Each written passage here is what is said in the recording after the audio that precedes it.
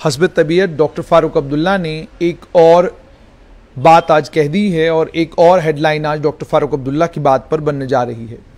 Doctor Farooq Abdullah ने कहा है कि वो चुनाव लड़ेंगे, चुनाव में वो हिस्सा लेंगे जब भी चुनाव होंगे, लेकिन उन्होंने ये कहा है कि वो नेशनल कॉन्फ्रेंस के पार्टी अध्यक्ष के पद का चुनाव जो 5 दिसंबर को होने जा रहा है उसमें हिस्सा नहीं लेंगे। उन्होंने साफ किया है कि डेलीगेट्स जो हैं वो पार्टी का अध्यक्ष चुनेंगे। और उसके बाद उन्होंने ये भी कहा कि 1996 में कोई दूसरी पार्टी नहीं थी, एनसी थी। उन्होंने कहा ये एनसी थी जिसने टीचर रहबरे तालीम में लगाए, 300 डॉक्टर अपॉइंट किए। और फारूक अब्दुल्ला ने यह भी कहा कि नेशनल कॉन्फ्रेंस की असेंबली के चुनावों के लिए स्ट्रैटेजी तैयार है और नेशनल कॉन्फ्रेंस चुनाव फेस करने के लिए तैयार है। और उन्होंने ये भी कहा नेशनल कॉन्फ्रेंस एक शांतिपूर्ण जम्मू कश्मीर चाहती है और साथ में नई दिल्ली के साथ अच्छे रिश्ते भी चाहती है।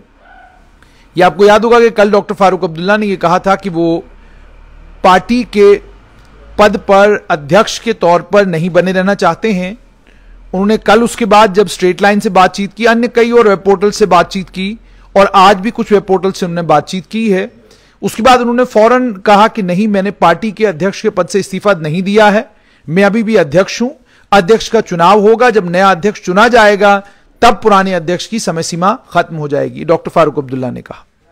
अब आज डॉक्टर फारूक अब्दुल्ला ने नई जो बात कही है वो ये कहा है कि मैं चुनाव तो लड़ूंगा। उनके सुपुत्र कहते हैं मैं चुनाव नहीं लड़ूंगा, पिता कहते हैं मैं चुनाव लड़ूंगा, सुपुत्र कहते हैं मैं पार्टी के अध्यक्ष के लिए पार्टी के लोगों से विनम्र विनती और आग्रह करता हूं कि वो पार्टी के अध्यक्ष के पद के चुनाव के लिए सभी लोग पार्टिसिपेट करें। यानी कुल मिलाकर एक कंफ्यूजन और कियोस की स्थिति नेशनल कॉन्फ्रेंस में बन गई है। यानी अगर आप पार्टी के अध्यक्ष के पद से इस्तीफा दे रहे हैं तो फिर चुनाव आप लड़ना चाहते हैं। राजनीतिक प्रक्रिया में या राजनीति में अगर आप सक्रिय हैं तो आप पार्टी के अध्यक्ष के पद पर क्यों नहीं बने रहेंगे। जब पार्टी का कैडर कहता है कि हम भौचक्के हो गए, हम सरप्राइज्ड हो गए जब हमको यह पता चला कि डॉक्टर फारूक अब्दुल्ला इस्तीफा देने वाले हैं, हम हैरान हो गए, इसका मतलब यह पार्टी डॉक्टर फारूक अब्दुल्ला को अध्यक्ष के तौर पर देखना चाहती है, अध्यक्ष के तौर पर उन्हीं को आगे करना चाहती है और अध्यक्ष के तौर पर डॉक्टर फारूक अब्दुल्ला की अध्यक्षता में ही अगले चुनाव लड़ना चाहती है। तो कारण क्या है कि डॉक्टर फारूक अब्दुल्ला ने अचानक ये फैसला किया है कि ना वो अध्यक्ष के पद पर नहीं बने रहना चाहते हैं।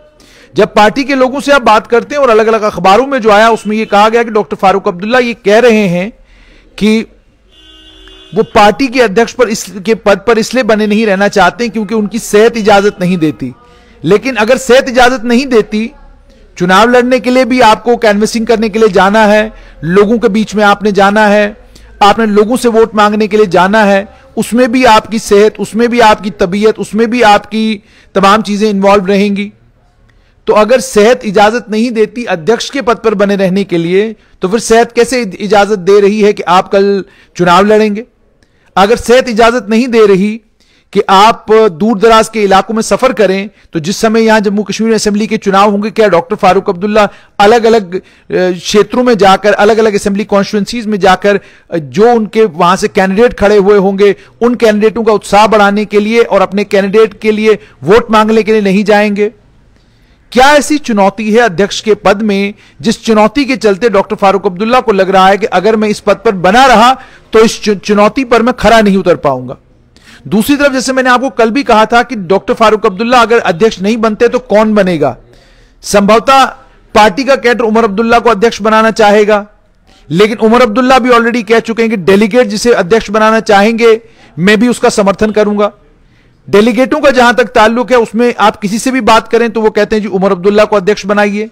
अगर उमर अब्दुल्ला अध्यक्ष नहीं बनते हैं तो कौन बनेगा? तो मैंने आपको कल भी बताया, चौधरी मोहम्मद रमजान, मियां अल्ताफ, अब्दुल रहीम राथर, अली मोहम्मद सागर, डॉक्टर मुस्तफा कमाल, ये 4-5 नाम हैं जिन 4-5 नामों में से आप उम्मीद और तवक्का कर सकते हैं कि किसी एक को पार्टी का अध्यक्ष बनाया जा सकता है।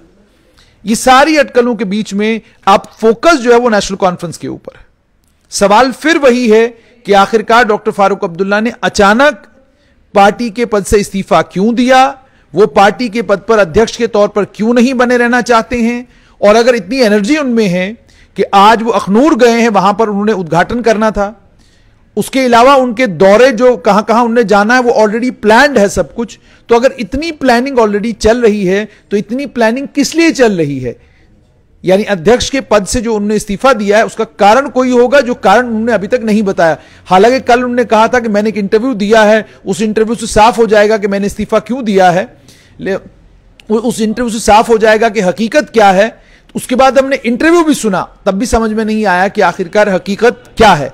अब किसी नेशनल चैनल के ऊपर या किसी इंटरनेशनल चैनल के ऊपर जब डॉक्टर फारूक अब्दुल्ला नजर आएंगे तो शायद वहां वो ये बताएं कि आखिरकार उन्होंने नेशनल कॉन्फ्रेंस के अध्यक्ष के पद से इस्तीफा, अध्यक्ष के पद पर बने रहने से इनकार क्यों किया।